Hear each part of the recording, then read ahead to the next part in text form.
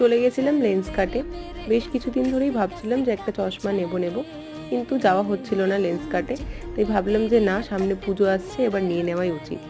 আমরা গেছিলাম উত্তরপাড়ার লেন্স কাটটায়। সত্যি কথা বলতে ওখানকার স্টাফদের বিহেভিয়ার, ওদের গ্লাসেস অ্যান্ড সানগ্লাসেসের কালেকশন সবই আমাদের সত্যিই খুবই পছন্দ হয়েছে। প্রচুর অপশনস তোমরা পেয়ে যাবে। আমি অনেকগুলো ফ্রেম ট্রাই করেছিলাম, আমি অনেকগুলো গ্লাসেস সানগ্লাসেস সবই ট্রাই করেছিলাম, তোমাদের দেখালাম। তোমরা জানিও যে আমাকে কোন ফ্রেমটায় সবচেয়ে বেশি ভালো লাগছে, আর তোমাদের এর মধ্যে থেকে যদি কোনো ফ্রেম পছন্দ হয়ে থাকে তাহলে অবশ্যই আমাকে কমেন্ট করে জানাবে। আমি দেখতেই পাচ্ছ এতগুলো গ্লাসেস ট্রাই করেছিলাম। এরপর আমি কিন্তু অনেকগুলো সানগ্লাসেসও ট্রাই করেছিলাম, যার মধ্যে এখান থেকেই আমি একটা গ্লাসেস নিয়েছি।